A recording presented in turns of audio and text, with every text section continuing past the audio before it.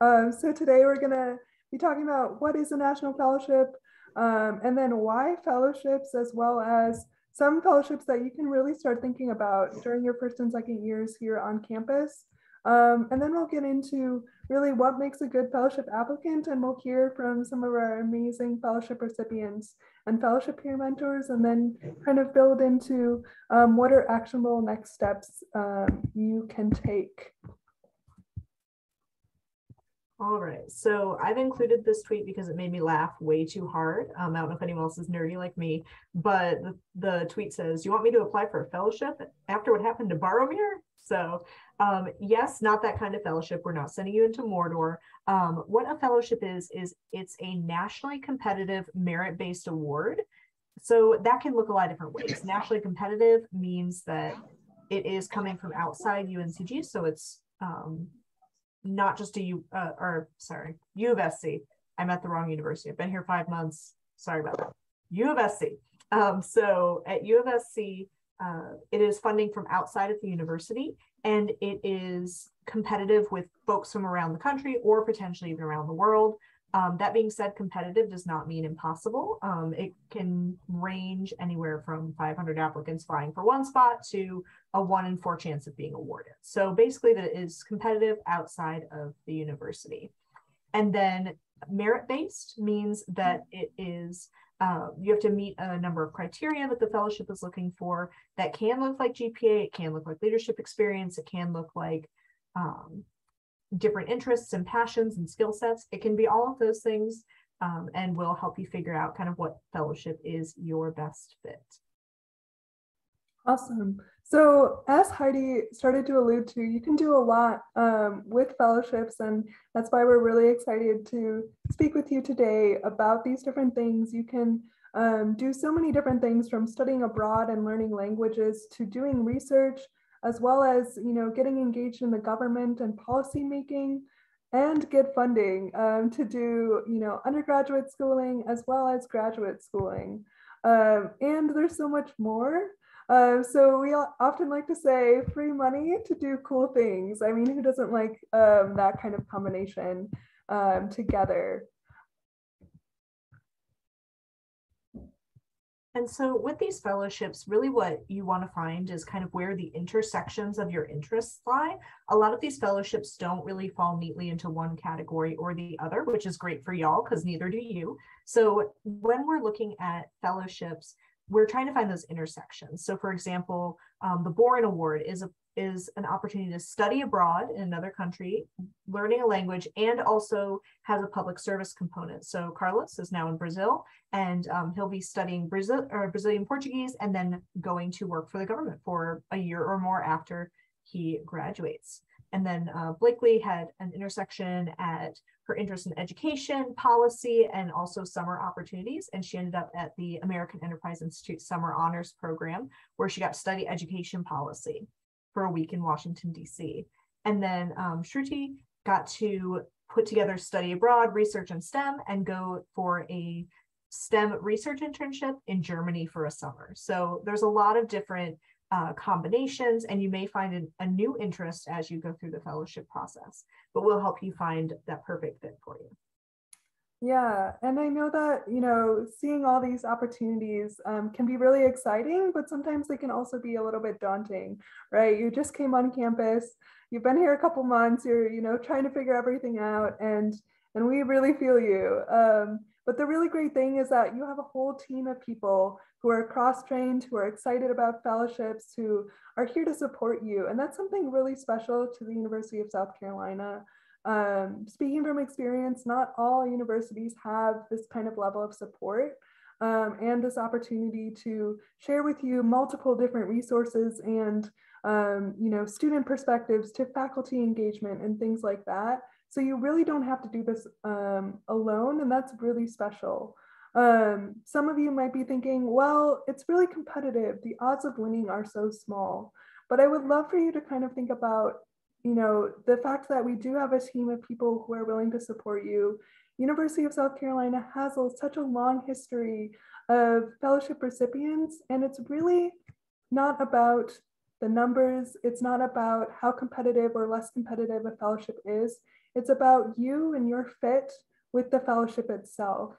So that's pretty exciting. You know, the world needs you. The world needs you to do the amazing things that you're going to be doing.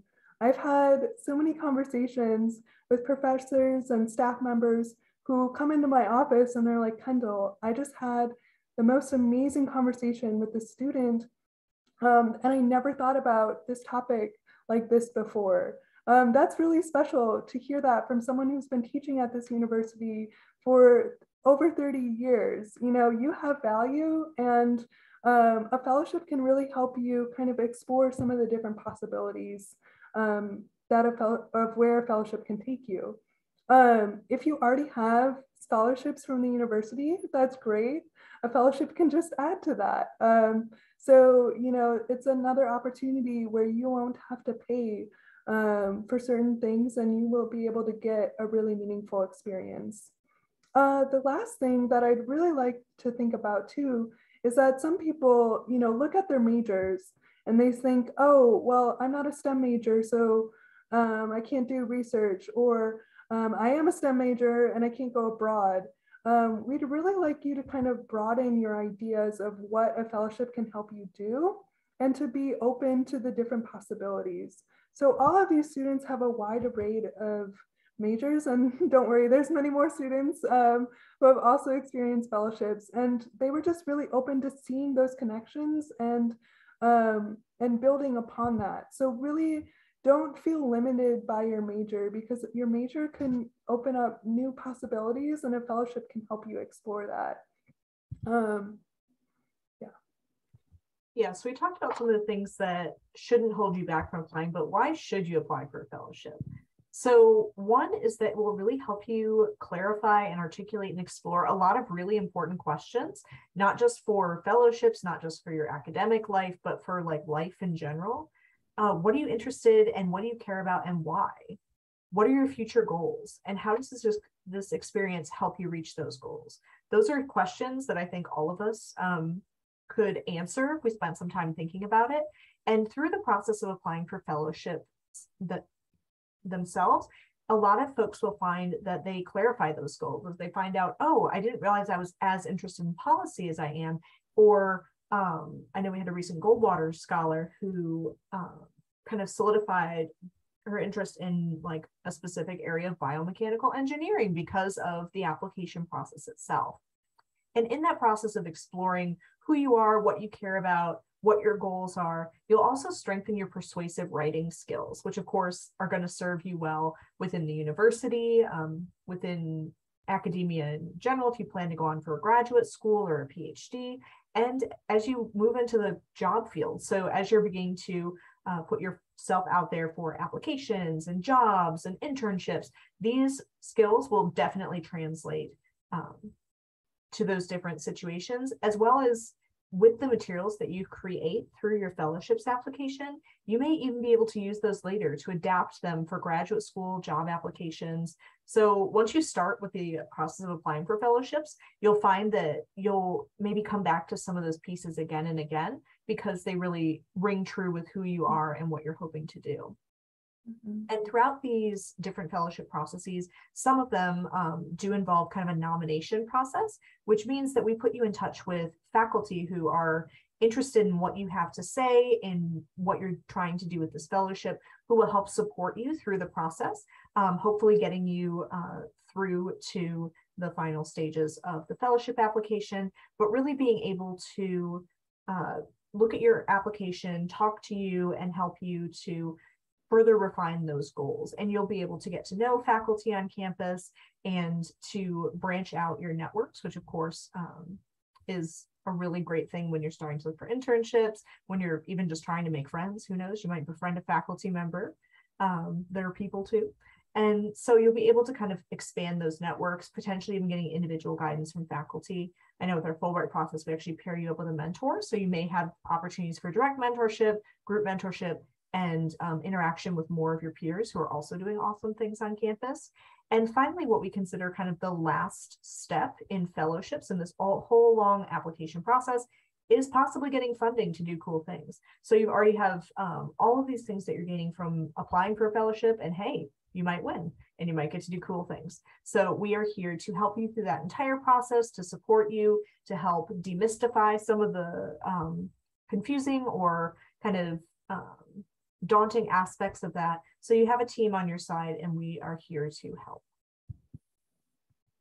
Okay, so there's a lot of different reasons why, specifically in your first and second year, you can really be thinking about opportunities. I'll just quickly go over some of these things because I feel like we've really highlighted some of these things earlier, but really it's never too early to engage.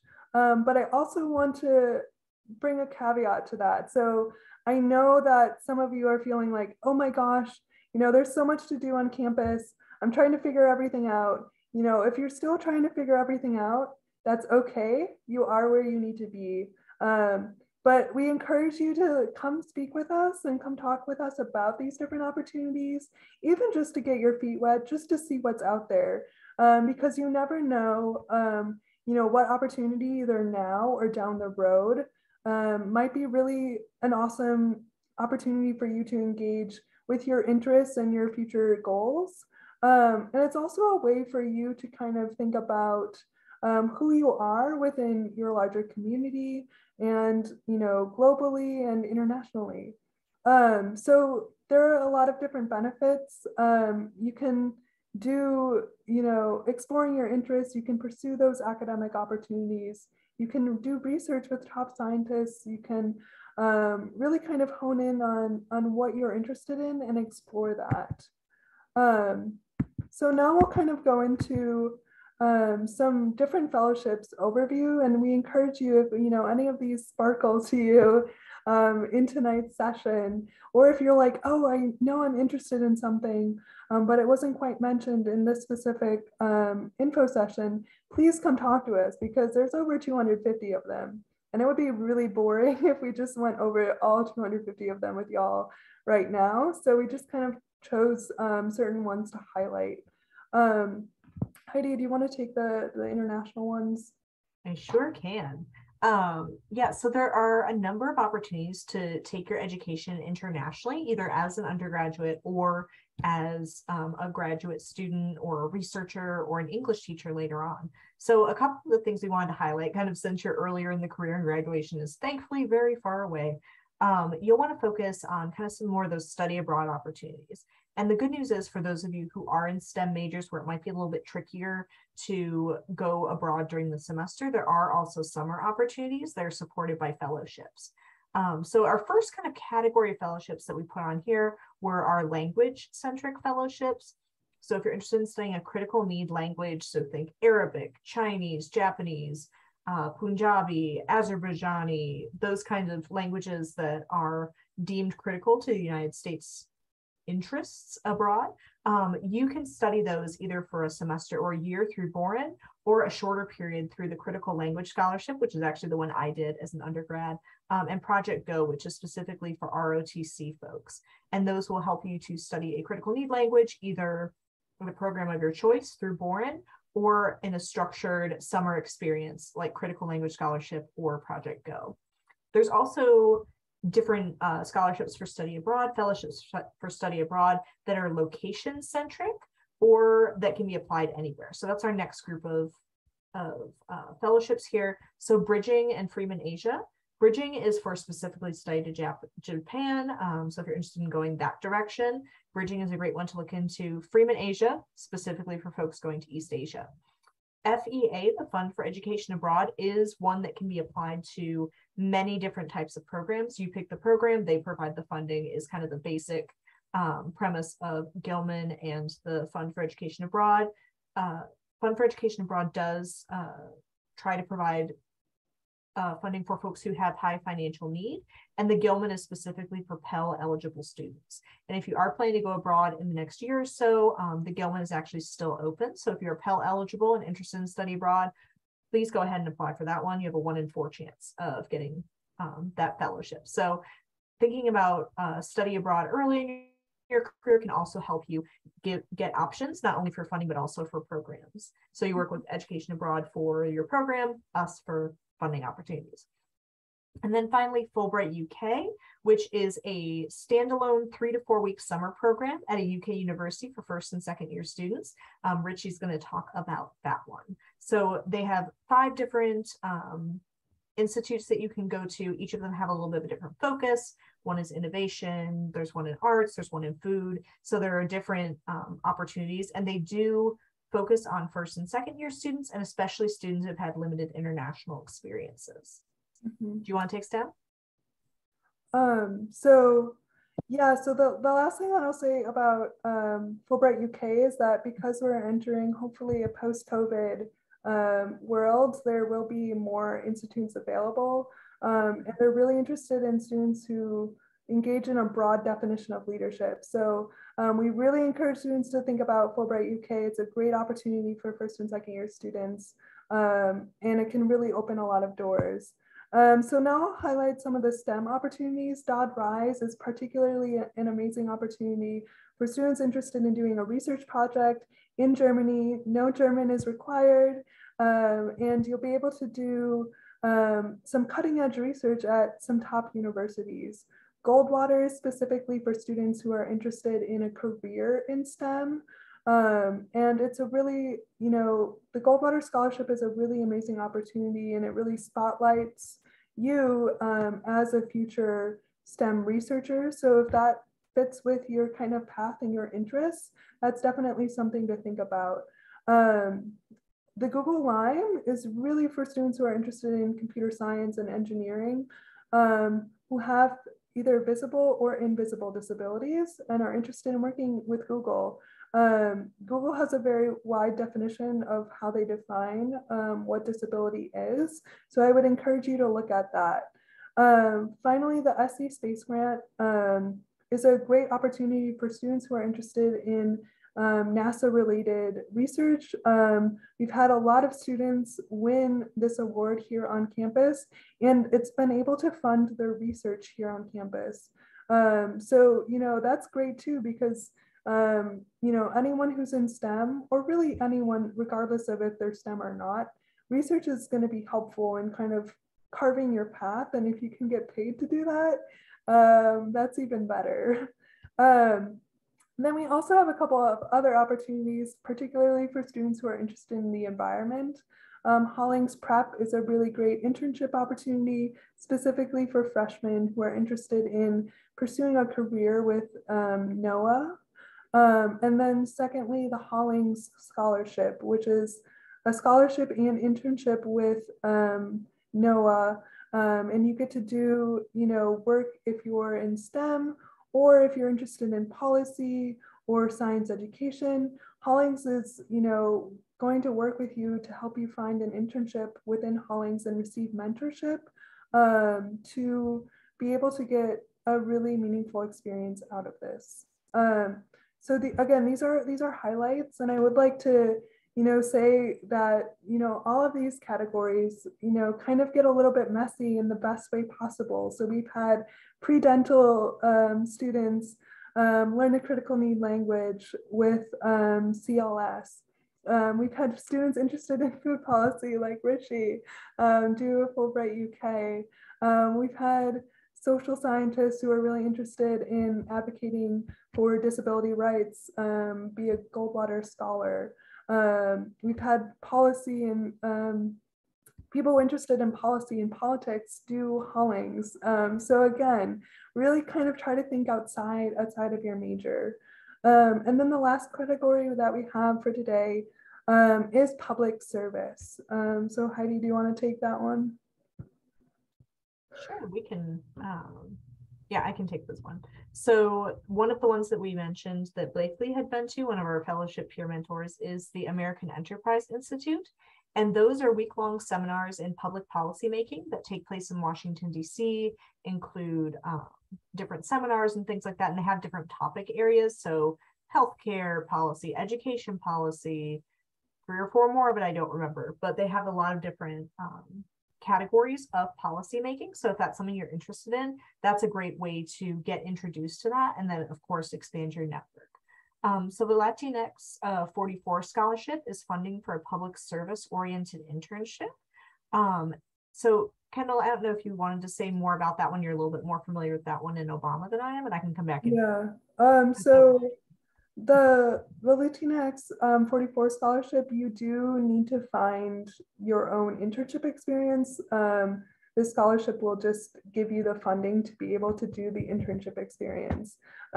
So I know, that feels a little bit daunting, but like just come talk to us and we can kind of really help you figure out the logistics.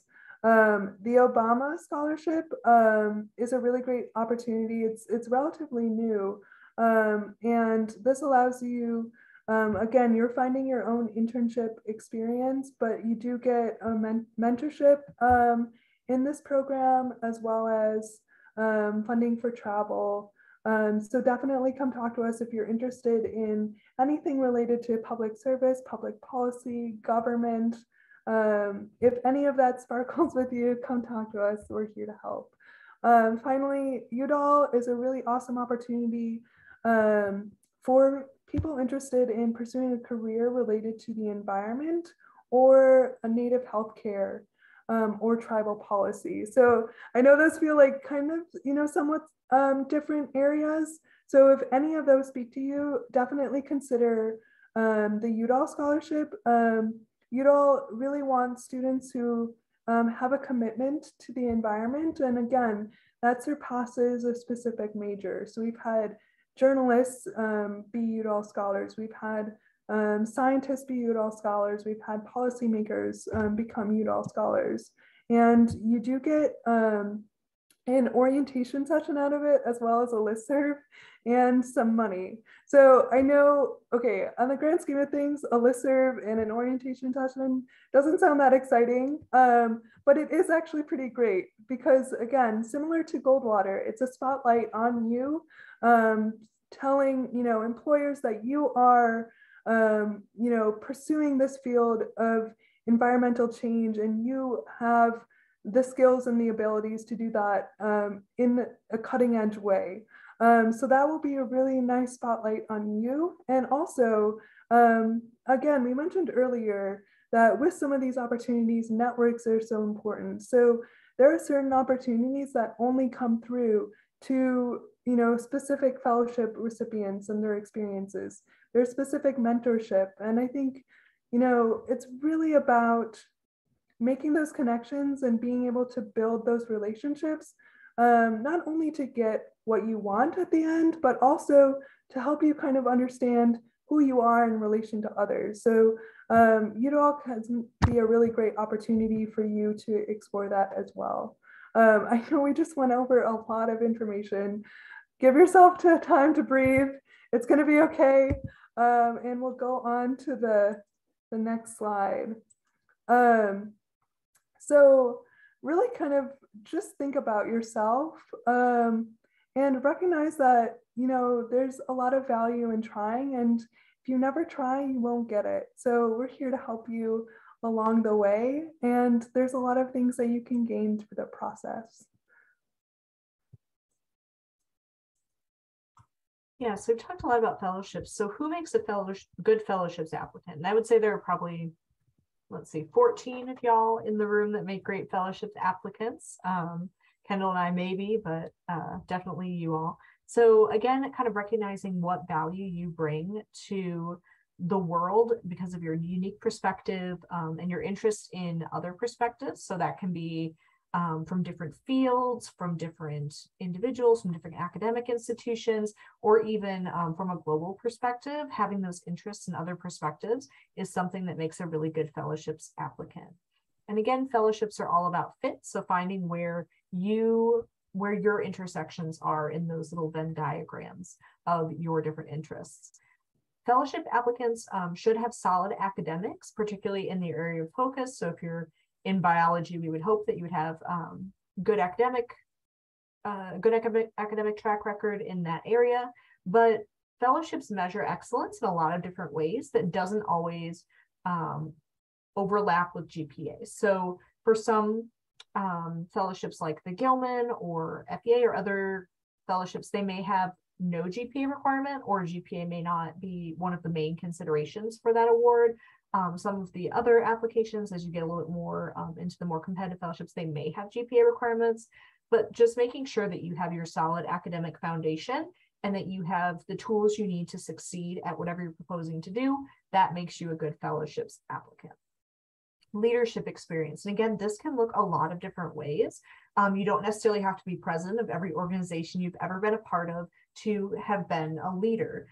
There's a lot of focus now on like peer leadership or leadership within different contexts. So thinking about the ways that you have taken charge, that you have led others, if you've run a fundraiser or an event, or you were really involved in a certain volunteer project, those can be aspects of leadership. If you've helped with tutoring. So thinking about leadership in that broad context can really be helpful when you're thinking about the experience and the skill set that you bring to your fellowships application.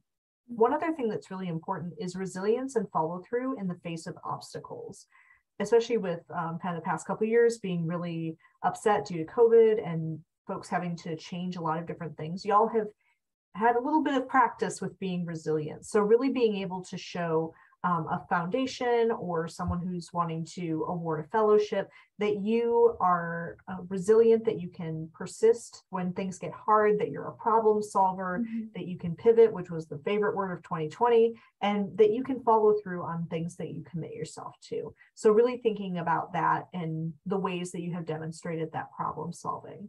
And then, of course, like Kendall was saying, you all bring such unique perspectives on these huge intractable problems that we have in the world today, not just today, but have had for a long time. But thinking about what kind of unique perspectives you bring to those challenges, those issues, what kind of ideas do you have maybe that are missing from the conversation? And really thinking about what you're bringing to the fellowship, because they are looking for folks that really have that good fit with what they're hoping to do in the world, and they really want to invest in you. So being able to demonstrate that is something that we can help you with as we go through the fellowships process. Awesome. So now I'd love to hear from our amazing fellowship peer mentors. These are students here on campus who have won fellowships and are happy, so happy to get some free coffee with y'all on us and talk about their experience. So they're not getting free coffee right now, but they will share a little bit about what they did and how amazing it was. So maybe Richie and Caitlin, y'all can just introduce yourself and your major a little bit, just as a refresher. I know that you did earlier. And then tell us about what your fellowship was and kind of what you did. Okay. Hi, my name is Caitlin. I am a biological sciences major with a minor in marine science. And as it says, I am a Hollings scholar. So I actually just completed my Hollings internship this past summer. I had the incredible opportunity to work under the National Oceanic and Atmospheric Administration as an avian intern at Rookery Bay National Estuarine Research Reserve, which is in Naples, Florida. So I got to spend my summer designing my own research project, working with protected seabird colonies. And I was able to present that research not only to the reserve, but also partners at other reserves and across the country. So it's a really great research opportunity. The Hollings grant, the Hollings Fellowship, as well as I still get an academic stipend. So they're still paying me, and it was an incredible internship. It was a paid internship, which are rare. So it was a really great summer, and a great experience that I'm hoping to take with me into my senior year and beyond. Mm-hmm. Thanks, Caitlin. Hey everyone, my name is Richie. I'm a BARSC major, like I was saying earlier, so food policy, history, and culture is what that course of study is called at the moment. And kind of in that pathway, that's what caused me to apply for the Fulbright UK Summer Institute. That took me to Wales this summer, where we got to look at sustainable food production and land use. So it was a really broad study of everything that agriculture and food has to do with Wales. So we were out on farms in some of the highlands of Wales, looking at sheep production and how sheep are so vital to really their national identity in Wales, but also part of their agricultural system, looking at grassland systems, and really just kind of engaging with the culture that food and agriculture brings to Wales and how that shapes that country. So I was in Wales this past summer for 3.5, 4 weeks, a small cohort, 7 other students, and then myself just traveling around, enjoying the food and the beautiful landscape while still learning. That's awesome. Thank you, Richie. So tell me a little bit more about, now that y'all have come back from your fellowship experience, like, has that changed anything for you kind of going into this year? Has it solidified something? What are you thinking about now? I think especially with some of the fellowships where you get more hands-on experience, or any sort of fellowship that has an internship component, it was nice to figure out what I liked and what I didn't like. So I was doing a lot of field work. I was outside a lot, and I think I like that in small doses. So maybe finding a career where I'm not doing that all day, but it's just like little preference things like that. And it also definitely solidified for me that I wanted to go to graduate school to continue studying ecology and things related to what I did this summer. So it can definitely help lead your interest and also help you figure out, this is a real world type situation. Would I want to do this for the rest of my life? So really very helpful. Yeah, for me, the fellowship really kind of affirmed my interests and said, yeah, like this is the right path for you. Because I am making my own major, so I don't always have the access to the perfect class, but sometimes I have to find ways that it really fits with my major. But in this case, this kind of was that perfect class, so it was really nice to see that, yeah, this is what I want to do. I'm doing all the right things here, and I'm taking in all of the right things that will set me up in the future. So that was a nice breath of fresh air to get, like, oh wow, yeah, no, I'm good where I'm at. Yeah, that's really lovely.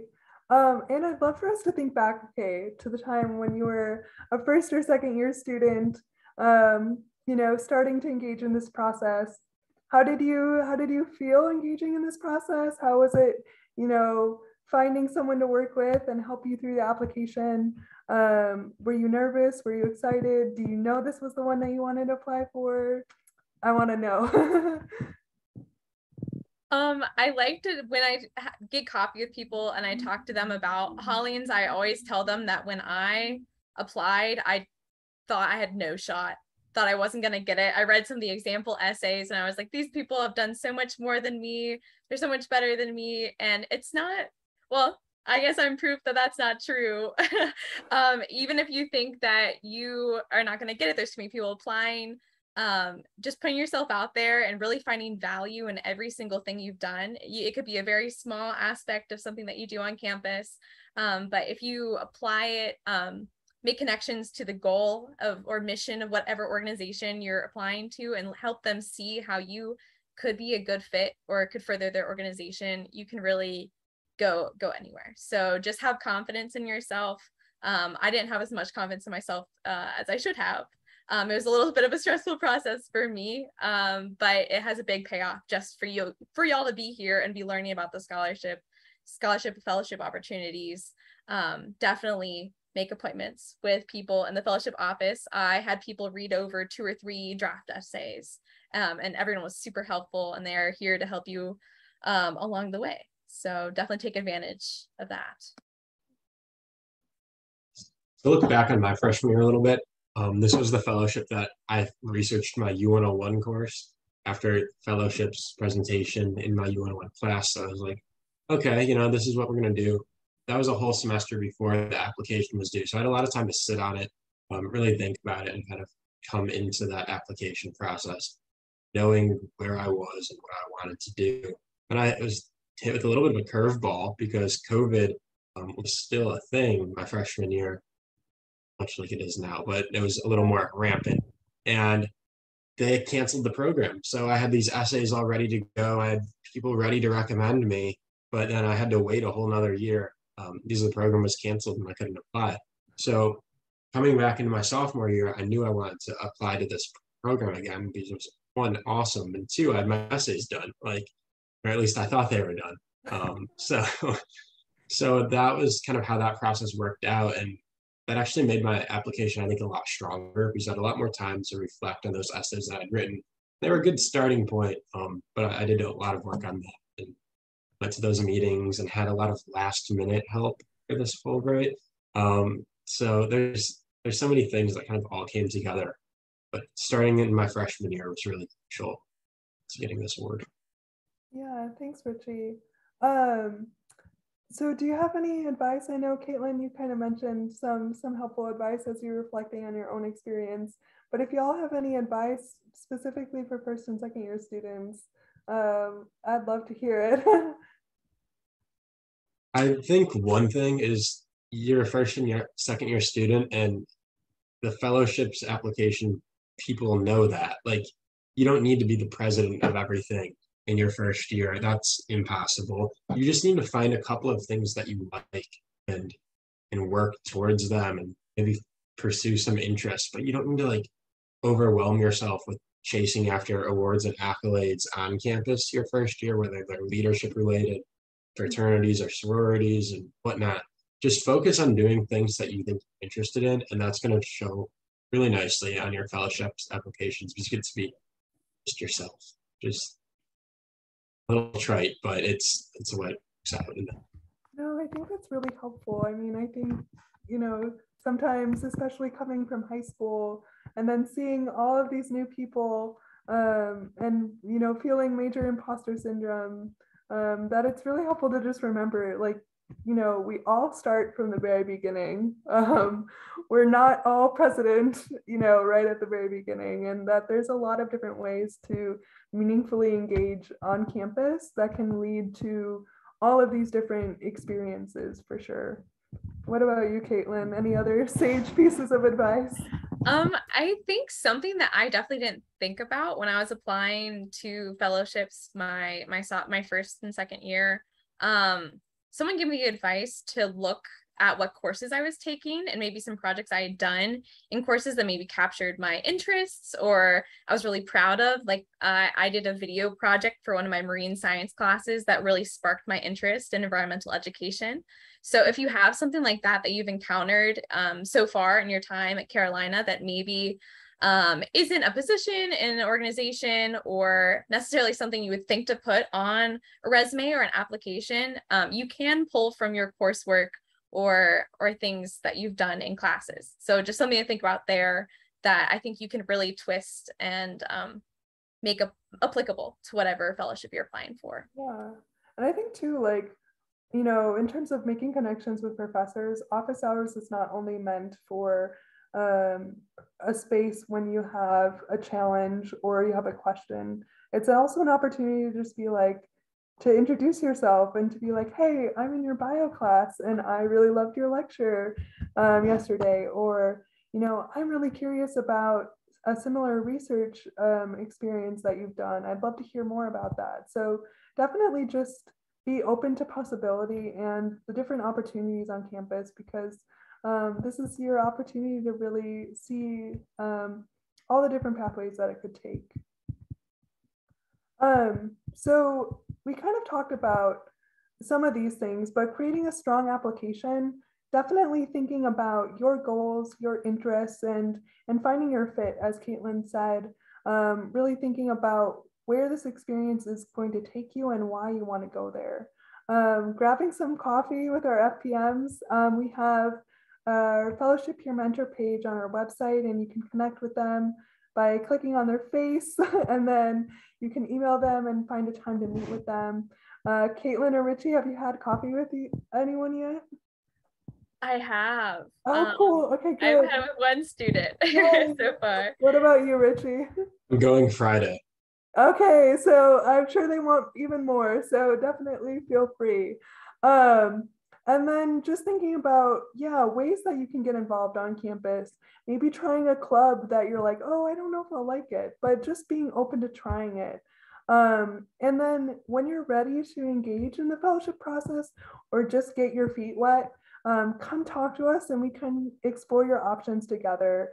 And I think, in that vein, just being open to feedback, we will give feedback on your application And sometimes that can be intimidating, sometimes it can be really welcome, but just know that we're doing it with grace and all the intention of helping you share your story in the most authentic way possible so that everyone can really see who you are and why you need this experience. So we have a ton of different resources. We have previous winning applications. We have interview questions. We have our fellowship peer mentors. We have all the support. Richie, I think didn't you use, we had like a meeting with the interview questions, right? Yeah, we did. That Okay. was really helpful. Okay, so it was helpful. So yeah. So helpful, all the helpfulness. And I brought back more questions afterward. Thanks. So there's a lot of different, things that you can glean and also do to help create a strong application. Yeah, so how can you get from here to sitting where Richie and Caitlin are right now? So hopefully this session has piqued your interest a little bit. There's a lot to explore. So that's kind of the first step that we recommend to folks, is to go on our website and explore different options. We have 250 plus fellowship options, and exploring those with info, which is our searchable database, stands for Investigating National Fellowships Opportunities. And so you can go in there, you can look at opportunities that are specifically international, specific to research, are related to your major or policy area, or if you want to go and see which opportunities are available for freshmen, there are ways to search that. So definitely starting by doing a little bit of research, getting your favorite beverage and just going through the website for a little bit is usually a great way to get started. And then second is checking out our workshops. You found your way to an info session. We will be having several of these throughout the course of the semester on different topics. So we have some coming up on like STEM research and international opportunities, language opportunities, all sorts of things. So keep your eyes on our website for that upcoming information. We have those info sessions as well as workshops, which are more specific to competitions. So as you decide which fellowships you want to apply for, those will be more of a deep dive into the application process itself, and maybe even a little bit of writing in those workshops. So we're here for you. We've got that support. And then 3, connect with us. So Kendall and I are also joined by Matt, who is our kind of graduate student award advisor, and then Jen Bess, who's our director, and she does kind of the bigger name awards like Rhodes, Truman we mentioned, and some of those bigger name awards. But we're all here for you. We're all cross-trained. And so you can make an appointment with us via Navigate. If you go into the website, you can search us under involvement and engagement, and you'll be able to make an appointment to meet with one of us either in person or virtually. And do say that you're coming in for first-time appointments, so we know that you're here for a broad overview. We'll talk about your interests and get you connected with your next steps. And then finally, please do this, even if you're it's step number 4, but really it can happen at any time in this process. Complete a candidate profile on our website. And that is just so that we know that you are interested in some level in fellowships, and so that we can keep in touch with you and make sure to send you opportunities that you might be interested in. You can customize that, so don't worry, we won't spam your email, but you can keep in touch with our office and we'll keep in touch with you. And that way we know to let you know when fun opportunities are coming up. Awesome. So now we'd love to hear your questions. You can either speak them, type them, shout them from the rooftops. We want to know what you're thinking. What questions do you have?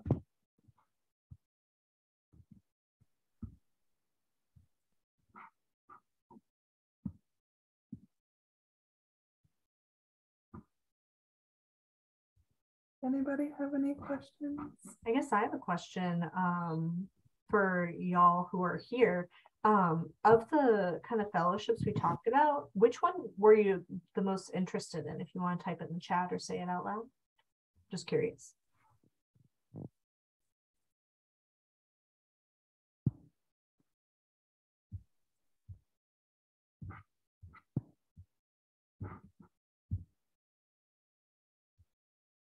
I know you may not remember all the fellowships we went over, but hopefully one of them sparked your interest.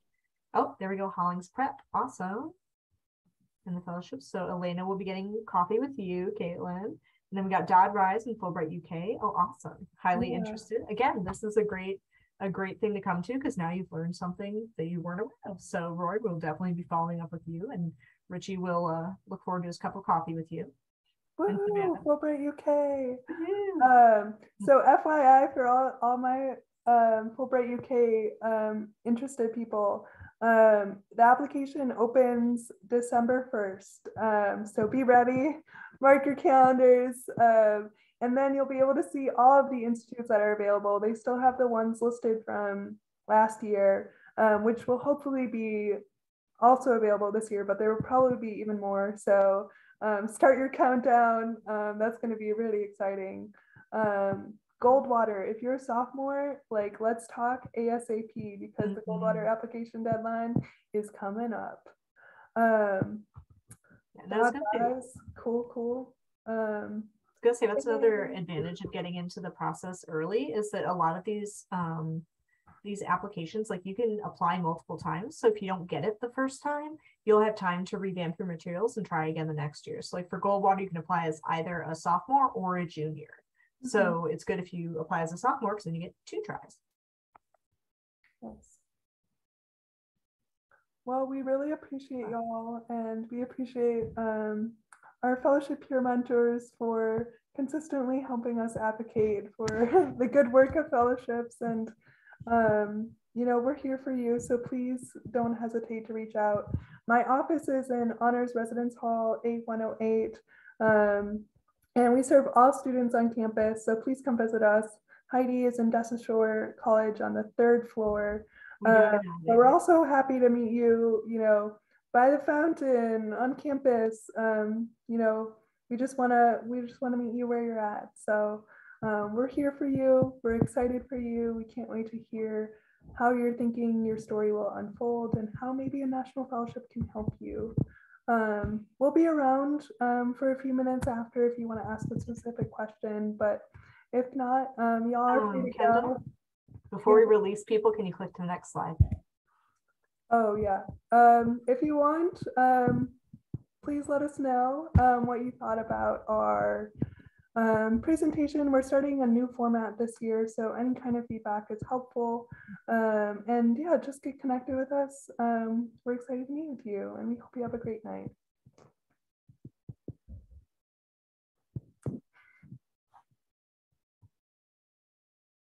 Thank you, everyone. Thank you. Thank you. We're happy to stick around if anyone has any other questions.